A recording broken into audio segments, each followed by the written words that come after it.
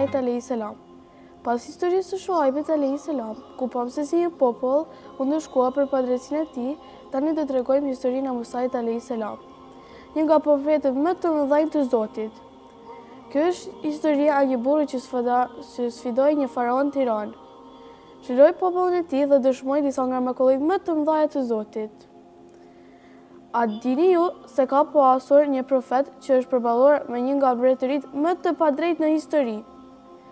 Ky është profeti Musa a.s., një nga profetët më të mëdhenj të Zotit, dhe ai që shpëtoi popullin e tij nga sklavëria dhe padrejtësia. Historia e tij është plot mrekulli, prova dhe fitore mbi të keqen, dhe do të tregoj hap pas hapi. Shumë kohë më parë, në Egjipt sundonte një bret mizor, faraoni. Ai ishte një sundimtar arrogant që quante veten Zot mbi tokë. Populli i tij, egjiptianët, ishin të pasur dhe të fuqishëm. Por në vendin e tyre jetonte edhe një popull tjetër, Benu Izraelët, të cilët ishin të varfër dhe të shtypur. Një natë faraoni pa një ëndër që e friksoi shumë. Ai pa se një djalë nga Benu Izraelët do të rritej dhe do ta shkatronte mbretërinë e tij. Nga frika ai urdhëroi diçka shumë mizore. Të gjithë djemtë e porsalindur të Benu Izraelëve duhej të vriteshin. Në atë kohë, një grua besimtare, nëna Musait, lindi një djalë të bukur. Ajo kishte frikë se ushtarët e faraonit do ta gjenin dhe do ta vrishnin. Zoti e frymëzoi atë dhe i tha: "Vendose djalin tënd në një shport dhe e shoje në lumin Nil. Mos ki frikë, sepse unë do ta mbroj dhe do ta bëj profet." Me zemrën e mbushur me dhimbje, ajo vendosi foshën në një shport dhe e la të rrithte në ujërat e Nilit. Me urdhërinë e Zotit, shporta u drejtua pikërisht te pallati i faraonit.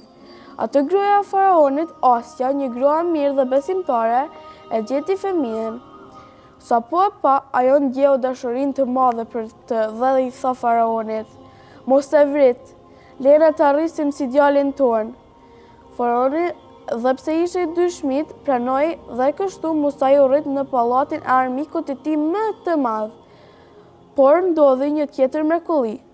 Foshja Musai refuzoi të ushqehej nga çdo grua që donte të ushqente, derisa motra e tij, që e kishte ndjekur nga larg, i tha Asjes: "E di një grua që mund ta ushqej." "Dhe kush është ajo gruaja?" "Nëna e tij." Në këtë mënyrë Zoti i ribashkoi nënën me djalin e saj, duke i dhënë paqe zemrës saj.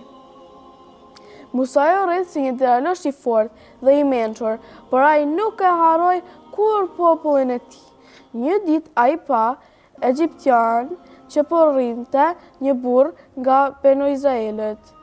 Musa, duke dashur të ndihmonte njerinë e pafashëm, e goditi egjiptianin.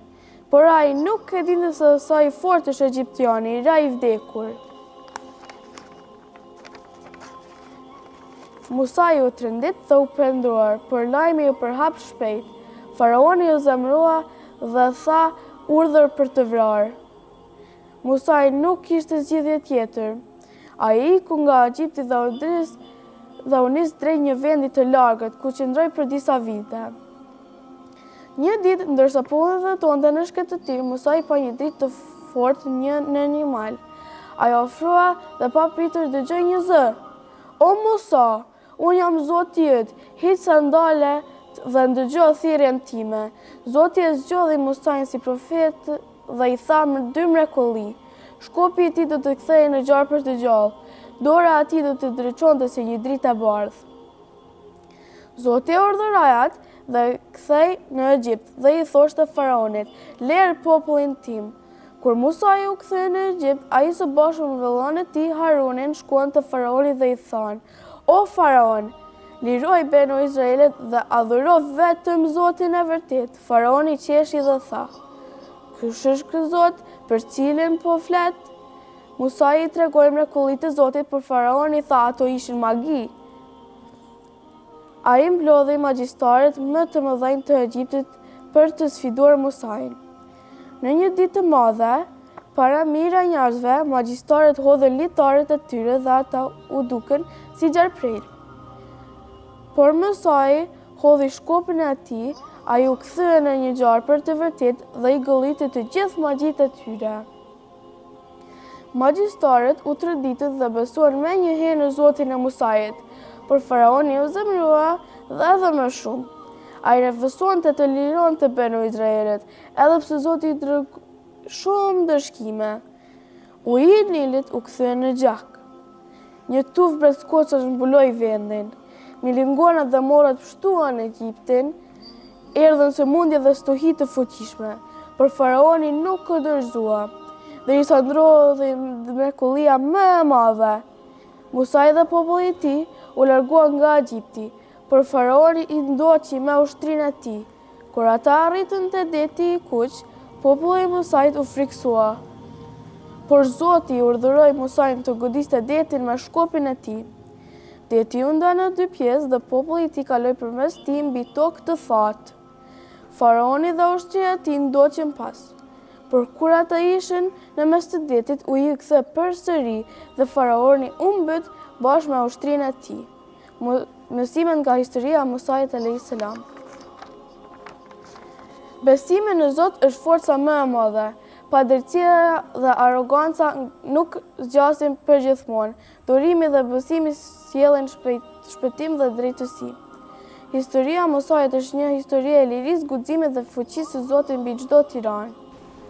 Ne sot nuk e kemi shkopin e Musait a.s. për të bërë mrekulli, por kemi Kuranin, mrekullinë e përjetshme që udhëzon, shëron dhe ndriçon çdo zemër që e ndjek me besim. Ashtu si Musa a.s. si u hap deti dhe i erdhi zgjidhja, edhe problemet tona zgjidhen kur se presim.